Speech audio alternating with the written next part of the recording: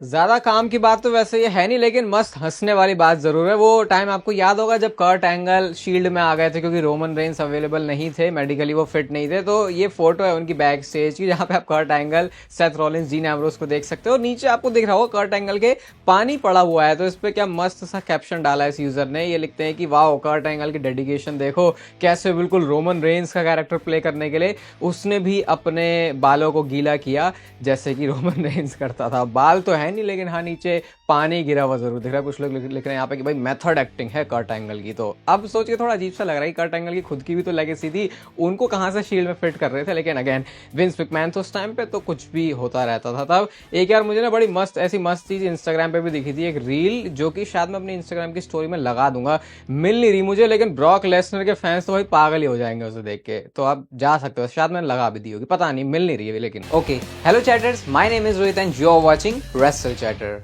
Welcome guys आपका voice of wrestling के episode number 613 में। और सबसे पहले आज की जो सबसे बड़ी बात हमको पता चली है एक शॉकिंग वे में। तो आपको पता है रेसलमेनिया पास आती है तो हॉल ऑफ फेम को लेके भी, हॉल ऑफ फेमर कौन होगा, कौन हेडलाइन करेगा, इसके बारे में बातें चलनी शुरू हो जाती हैं। तो भाई बिल्कुल ही सरप्राइज दे देगा ट्रिपल एच को। होता क्या है कि एक ये इनकी डब्ल्यूडब्ल्यू के हेडक्वार्टर्स में ना एक इवेंट सा चल रहा था, यहाँ पे कुछ प्लान नहीं था ऐसा, लेकिन सरप्राइज किया जाता है ट्रिपल एच को शॉन माइकल्स एंड अंडरटेकर की तरफ से कि इस साल तुम हॉल ऑफ फेम को हेडलाइन करने वाले हो और तुम बन जाओगे डब्ल्यूडब्ल्यू के हॉल ऑफ फेम की क्लास के एक और बंदे, जैसे वो हर साल ही ऐड करते हैं। तो इस पे ना ट्रिपल एच के लिए इतना शॉकिंग था, कुछ लोग वैसे ट्रॉल भी कर रहे हैं ट्रिपल एच को कि भाई अरे इसने तो खुद को ही दे दिया, लेकिन खुद को देने वाला कोई हिसाब किताब नहीं था। स्टेफनी मैकमैन भी यहाँ पे आती है, एक स्वीट सा मूवमेंट भी था। और लिटरली ये वाला रिएक्शन देखो आप, जैसे ही वो म्यूजिक बजा ना शॉन माइकल्स का, तो क्योंकि ट्रिपल एच को तो पता नहीं था कि आज मेरे लिए ऐसा ही कुछ करने वाले हैं, तो बिल्कुल ही हैरान हो गया। उनको गलती से किसी ने कोई बटन बजा दिया गया, क्योंकि अब जो सारी चीजों जो भी प्रोसेस प्रोसीडिंग जो भी होती है, जिस भी तरीके से ऑपरेशन होता है, उसमें मेन पार्ट ट्रिपल एच ही रहते हैं, तो उनको पता नहीं था, तो वो हैरान हो गए। इवन उसके बाद जब वो अपनी छोटी सी स्पीच भी देते हैं, क्या कहोगे, तो ट्रिपल एच कहते हैं यार देखो मेरे पास वैसे हर बारे में कुछ ना कुछ होता है बोलने के लिए, इस बार तो मैं सही में स्पीचलेस हूं। और कहते हैं निक खान तेरी तो भी बैंड बजाने वाला हूं मैं, क्योंकि ये सब निक खान को भी ऑब्वियसली पता था, लेकिन ये बात बताया नहीं गई ट्रिपल एच को। बाकी ये वाला ग्राफिक आप देख सकते हो, ये डब्ल्यूडब्ल्यू की तरफ से पोस्ट किया गया है। थोड़ा सा लोग ट्रोल भी कर रहे हैं, मुझे अच्छा नहीं लग रहा भाई ट्रिपल एच को इस तरह, क्योंकि चलो लोग उनको तो बोलते ही हैं कि यार ये बंदा अपने आप को उस पोजीशन में रखता है कि ज्यादातर आईबॉल्स इसके ऊपर आए, लेकिन इस वाले डिसीजन से तो कोई लेना देना भी नहीं था उनका। और स्टेफनी मैकमैन भी यही बोलती हैं कि अगर ट्रिपल एच के खुद हाथ में ये होता तो वो बंदा कभी भी अपने आप को खुद को तो हॉल ऑफ फेम में नहीं डालता। ये चीजें वैसे विंस मैकमैन के लिए भी पहले बोली जाती थी कि क्या विंस मैकमैन खुद को इंडक्ट करेंगे, अब पता नहीं विंस का क्या होगा। लेकिन ट्रिपल एच तो हो चुके हैं, और अच्छा भी मुझे लगा कि इन्होंने इसको इस तरीके से बनाया कि भाई चलो जो काम कर रहे हैं ट्रिपल एच उसको वैल्यू करते हुए अंडरटेकर एंड शॉन माइकल्स ने इस काम को किया। अभी कुछ खास क्लैरिटी तो इस बारे में पड़ी नहीं है, लेकिन भाई कुछ तो बहुत गड़बड़ चल रहा है आस्का के साथ, और ये किसी डब्ल्यूडब्ल्यू की स्टोर लाइन से रिलेटेड नहीं है। तो सबसे पहले एक ट्वीट किया आस्का ने, जहां पे वो लिखती है कि भाई किसी को भी मेरे लिए रोमांटिक फीलिंग रखने की जरूरत नहीं है, इट इज मीनिंगलेस और 100% पॉइंटलेस। अब ये ट्वीट देख के तो ऐसा लगा कि आस्का उन फैंस के बारे में बोल रही है जो कि आपको पता ही है डब्ल्यूडब्ल्यू जो भी फीमेल सुपरस्टार्स हैं, फिर जो एक अलग टाइप की ऑडियंस है वो उनको अलग ही तरीके से देखती है। मतलब रोमांटिक होने का मतलब भी यहाँ पर उस तरीके से नहीं बोला, अच्छे वे में ही बोला है आस्का ने। तो इस चीज से भी लोगों को लगा आस्का क्या कहना चाह रही है, लेकिन बाद में एक और ट्वीट आता है, ये तो बहुत सीरियस था। वो लिखती है कि मैं अपने आप को खतरे में महसूस कर रही हूँ, मैंने ऑलरेडी पुलिस के साथ कंसल्ट कर लिया है, और इस पॉइंट पे कोई भी बंदा मेरे पास एयरपोर्ट में आता है या मेरे से मिलने के लिए आता है तो मैं डरी हुई हूँ। ये थोड़ा थोड़ा ऐसे सिमिलर लग रहा है कि कोई स्टॉक कर रहा है आस्का को, या फिर कोई फैन थोड़ा लिमिट क्रॉस करके ही आगे जा रहा है। ऐसा कुछ टाइम पहले सोनिया डेविल के साथ भी हुआ था, क्योंकि कुछ बड़े ही अजीब क्रीप टाइप के फैंस होते हैं यार, वो उनका तो समझ में नहीं आता कि वो किस तरीके से क्या देखते हैं, क्या सोचते हैं। बाकी हम तो यही उम्मीद करेंगे भाई जो भी है सब कुछ सही चले। ये फैंस को थोड़ा सा अपना पता होना चाहिए कि लिमिट कहां तक है, कैसे आगे नहीं जाना चाहिए। इवन डब्ल्यूडब्ल्यू कुछ स्ट्रिक्ट पॉलिसीज भी आ गई है। पहले क्या होता तो कोई फैन जाके किसी भी तरीके से पकड़ लेता था किसी फीमेल सुपरस्टार को, तो वो अच्छा सा नहीं लगता था। अब इन्होंने थोड़ी सी स्ट्रिक्ट भी करी है पॉलिसी कि मीट एंड ग्रीट के टाइम पे थोड़ा सही सही बिहेव करेंगे। तो भाई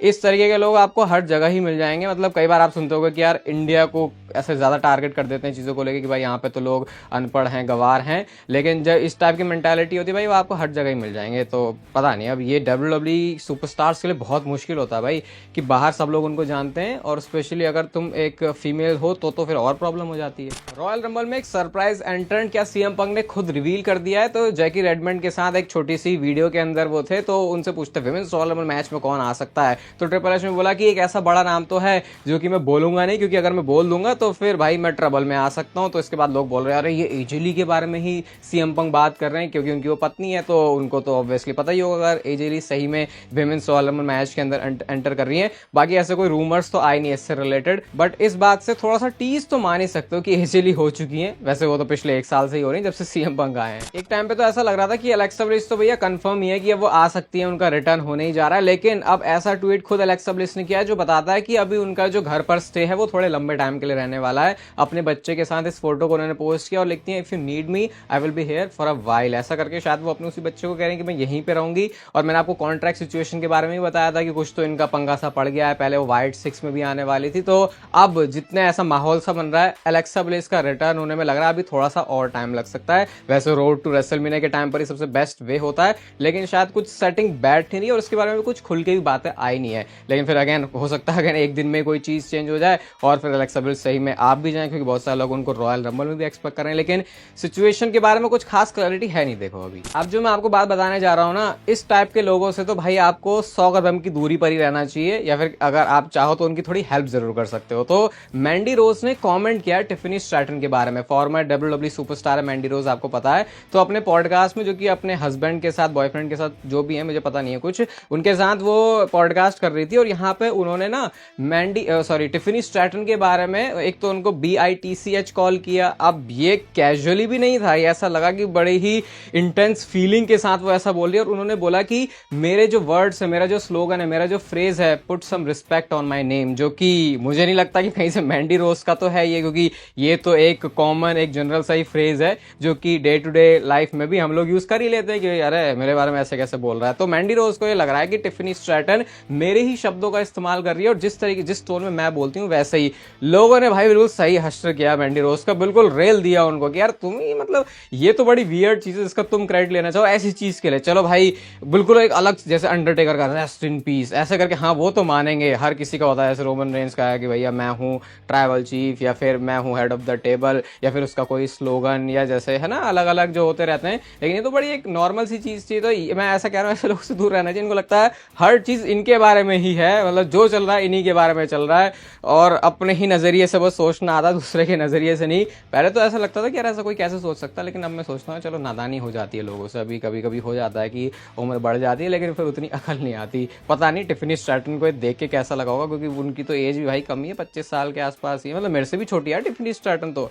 और ये सोच के मुझे लगता है कि भाई अब मैं बूढ़ा हो गया कि मेरे से छोटे छोटे रेसलर्स भी डब्ल्यूडब्ल्यूई में है, तो मैं क्या कर रहा हूँ। तो ये हवाबाजी जो थी मंडे नाइट रॉ की नेटफ्लिक्स में आने की, वो सही में हवाबाजी ही कहेंगे क्या अब उसे, क्योंकि जो रेटिंग सब नीचे जा रही है। मैंने आपको बताया था कि इस रेटिंग को कंपेयर मत करना डब्ल्यूडब्ल्यूई की पहले की रॉ की रेटिंग से, क्योंकि नेटफ्लिक्स का पूरा जो तरीका है रेटिंग्स को कैलकुलेट करने का वो अलग है। लेकिन पहले वाले शो की रेटिंग आई थी 5.9 मिलियन, उसके बाद आई थी 3.7 मिलियन, और जो तीसरा वाला शो है इनकी जो रेटिंग है वो काफी लेट आती है, वो सिर्फ 3 मिलियन रह गई है। और अगर आप इसको पहले वाले मंडे नाइट रॉ के एपिसोड से कंपेयर करोगे तो भाई ये तो पूरी आधी ही हो चुकी है मंडे नाइट रॉ की व्यूअरशिप।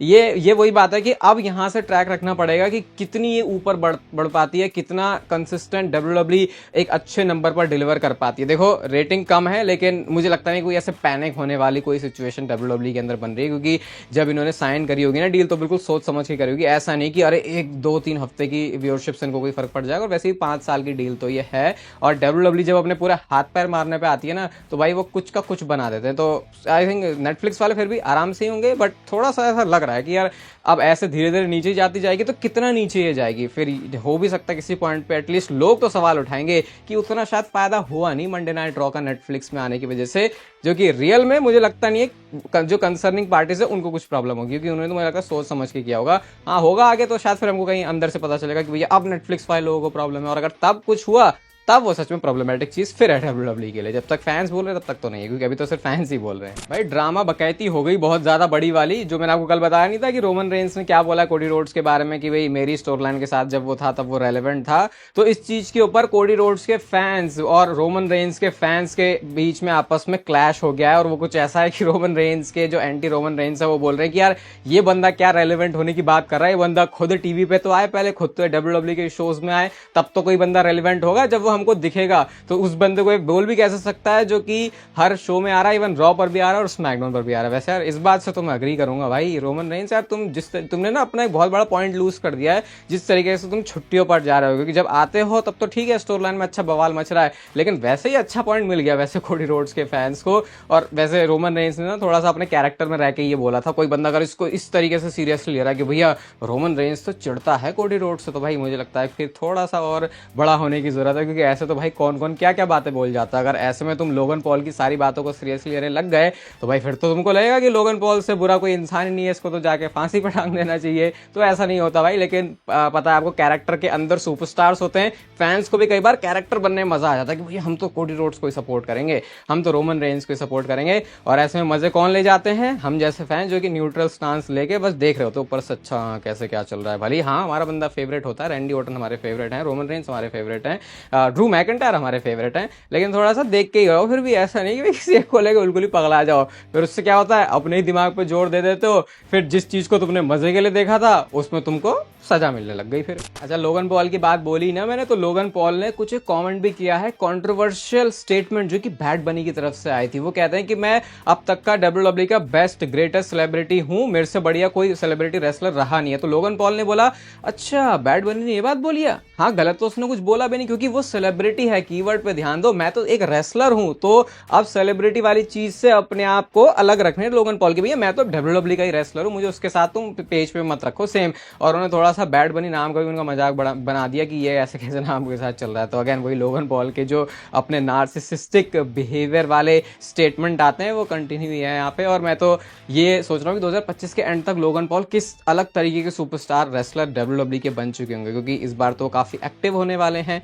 तो हाँ मतलब 2025 साल लोगन पॉल के लिए बहुत बड़ा होने वाला है, क्योंकि उन्होंने अपनी बाकी सारी जो कमिटमेंट है ना उनको भी साइड में रख के WWE के ऊपर फोकस किया है। तो इसीलिए थोड़ा अलग होगा ये साल 2025 का लोगन पॉल के लिए। मेन सोलोमन मैच की हाइप तो बहुत ज्यादा आपको पता है किस वजह से, क्योंकि बहुत सारे सुपरस्टार्स बड़े बड़े इसमें होने वाले हैं। कल रात को हमने एंट्री प्रेडिक्शन वाला पॉडकास्ट बनाया, उसको जाके जरूर देख लेना भाई, कौन किस नंबर पर आने वाला है, और नंबरों के साथ साथ कुछ शॉक्स जो कि इस मैच के अंदर डिलीवर हो सकते हैं। 20 मिनट में आपको पूरा मजा आ जाएगा। लेकिन ऑड्स रिलीज हुए हैं किसके कौन सबसे ज्यादा एलिमिनेशन करने वाला है, तो आप इस स्क्रीनशॉट के अंदर देख सकते हो। जेकब फाटू वो नेम है जो कि ऊपर आ रहा है, बाकी यहाँ पे ब्रॉन ब्रेकर, ड्रू मैकिंटायर और रोमन रेंस का भी नेम है। अगेन रोमन रेंस का नेम तब जब वो थोड़ा सा जल्दी एंट्री मारेंगे इस रॉयल रंबल मैच के अंदर।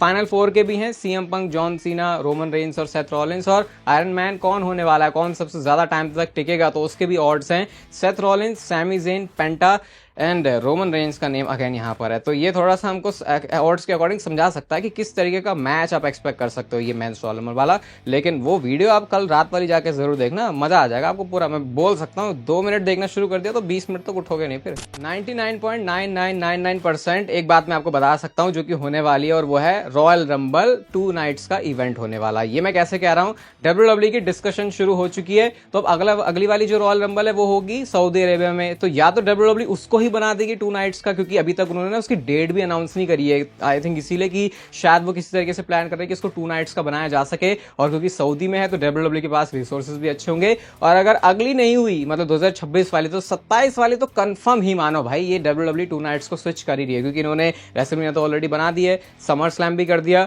अब अगला बड़ा शो रॉयल रंबल रहता है। और रीजन सिर्फ एक है कि 2 नाइट्स का इवेंट करवा के WWE के जो रिसोर्सेज हैं वो तो सेम लगते हैं, लेकिन वो 2 नाइट्स का इवेंट करके टिकट ज्यादा बेच के अपना जो रेवेन्यू है, जो प्रॉफिट है, उसको थोड़ा सा और बढ़ा सकते हैं। बाकी आपको ये वीडियो अच्छी लगी तो इसे लाइक कर दो, चैनल को सब्सक्राइब कर दो WWE से रिलेटेड ऐसे और मस्त कंटेंट के लिए। और तब तक के लेते रहो जिंदगी के मजे।